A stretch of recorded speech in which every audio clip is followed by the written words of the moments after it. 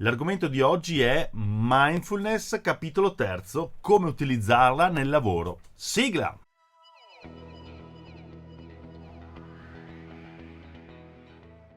Buongiorno e benvenuti, io sono Pier Antonio Polloni e questa è Psicologia Pratica, una rubrica che riflette sul proprio benessere personale e la realtà quotidiana. In questo terzo episodio ci concentreremo sulla pratica della mindfulness sul posto di lavoro. La mindfulness, come abbiamo visto negli episodi precedenti, è la pratica di prestare attenzione al momento presente in modo non giudicante ma consapevole. La mindfulness non è qualcosa che pratichiamo solo quando noi meditiamo, è qualcosa che possiamo portare nella nostra vita quotidiana. Vi riporto alcune frasi di personaggi importanti nel campo della qualità della vita e della psicologia. Per esempio, il monaco buddista Thich Nhat Hanh afferma che la mindfulness può essere praticata ovunque. Non abbiamo bisogno di andare in una grotta a meditare, possiamo farlo seduti nella nostra scrivania, perché, aggiungo io, la mindfulness non richiede di fare nulla di speciale, semplicemente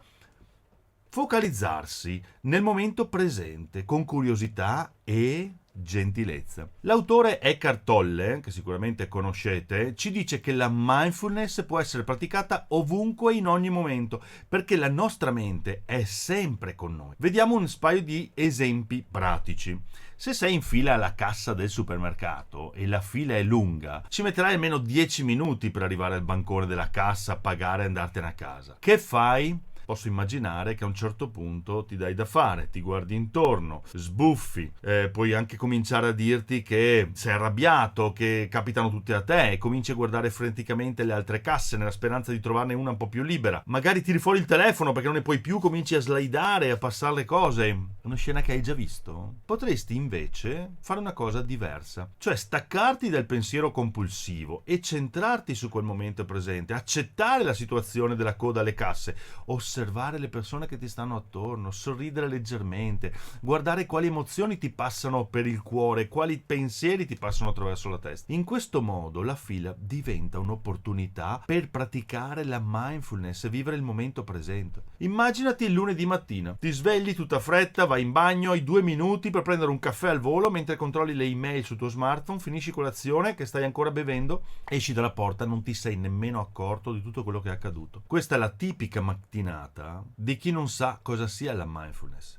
Le prime ore della giornata sono le migliori per portare la mindfulness nella nostra vita. Ma cosa succede quando applichiamo questa pratica anche al contesto lavorativo? Dunque, abbiamo già visto come la mindfulness, la pratica costante di essa, possa far scendere i livelli di cortisolo, che è l'ormone dello stress. Questo è particolarmente utile in ambito lavorativo, in cui molteplici fattori di stress possono compromettere il nostro benessere psicofisico. In effetti, su questo aspetto non c'è molto da aggiungere rispetto a quello che abbiamo già detto. Ti basterà mettere costantemente in pratica gli esercizi già visti nel primo e nel secondo episodio per ottenere dei benefici tangibili ed immediati. Ricordati che una buona gestione dello stress ci permette di trovare un equilibrio più sano tra vita lavorativa e vita privata. Quando siamo in grado di lasciare le tensioni lavorative nel posto di lavoro, possiamo goderci di più il tempo trascorso con la famiglia, gli amici, non necessariamente dover sempre ricorrere allo spritz e all'alcol per fare scendere l'ansia e soprattutto prenderci più cura di noi stessi. Come possiamo praticare la presenza e la consapevolezza però sul posto di lavoro? Dedichiamo del tempo a riflettere su ciò che stiamo facendo, sul perché lo stiamo facendo e su dove vogliamo arrivare. Prendiamo l'abitudine di pianificare le nostre giornate con anticipo per dare una direzione all'attività, per sviluppare una progettualità consapevole e soprattutto ricordatevi, eliminiamo il multitasking. Più facciamo il multitasking, più attenzione perdiamo, meno presenti siamo. Durante il lavoro chiediamoci periodicamente che cosa sto facendo in questo momento, perché lo sto facendo, qual è il mio obiettivo.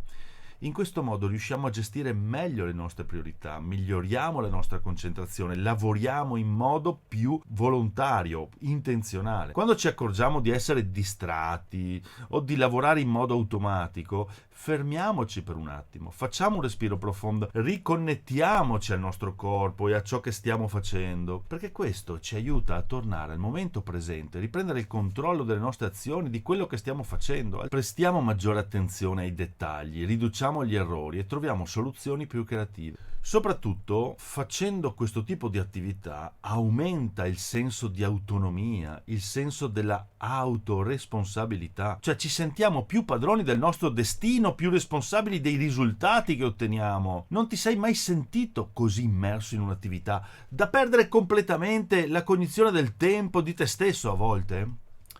Lo so. Questa è una sensazione favolosa, bellissima. È chiamata lo stato di flusso, the flow, ne parla Mihaly Csikszentmihalyi, uno stato in cui ci sentiamo talmente assorbiti da ciò che stiamo facendo una cosa che non esiste nient'altro intorno a noi, non ci accorgiamo neanche che passa il tempo, neanche che abbiamo mal di schiena a furia di rimanere lì chini su quella cosa. Possiamo vedere lo stato di flusso come uno stato attivo di mindfulness, pensate. Una mindfulness mentre si lavora, letteralmente. Chiunque raggiunge lo stato di flusso può confermarvelo. Lo stato di flow è un'esperienza totalizzante, quasi mistica, spirituale, e lavorare in questo stato apporta numerosi benefici. Innanzitutto la nostra produttività aumenta tantissimo, produciamo di più e in meno tempo. Quando siamo completamente immersi in un'attività, il nostro cervello dedica ad essa tutta la sua potenza, riusciamo a portarla a termine in modo più efficiente, con risultati migliori, e ovviamente riusciamo ad essere anche più creativi, rendendo il nostro lavoro più gratificante, più divertente. Date queste premesse, è facile capire perché lo stato di flusso ci permette di provare una profonda soddisfazione nel lavoro. Però voi direte: ma come faccio a raggiungere questo meraviglioso stato di flusso? E la risposta è ancora qui, ragazzi. La mindfulness. La mindfulness ci arriva. La mindfulness ci aiuta anche per raggiungere uno stato di flusso. Quando iniziamo un'attività, dedichiamoci completamente ad essa.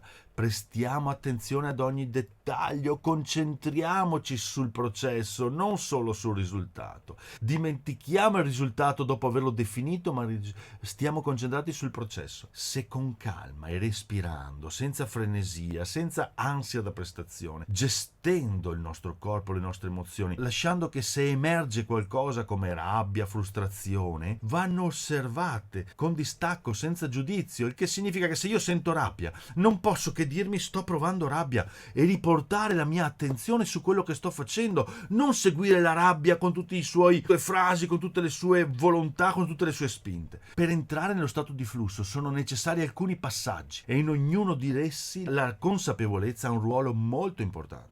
In primo luogo occorre stabilire obiettivi chiari, misurabili, scegliere un'attività con cui ci possiamo un po' sfidare, ma che ci interessa. Dobbiamo poi concentrarci sul momento presente, sul qui ed ora, riducendo tutte le distrazioni e prestando attenzione solo a ciò che stiamo facendo, alla peggio mentre lo stiamo facendo sul nostro respiro. Fondamentale è l'equilibrio tra l'abilità e la sfida, perché evitiamo situazioni in cui possiamo sentirci annoiati o anche sopraffatti. Bene, per questa settimana cerca di evitare completamente il multitasking. Ogni volta che inizi un'attività, scegli di dedicarti solo ad essa fino a che non l'avrai completata.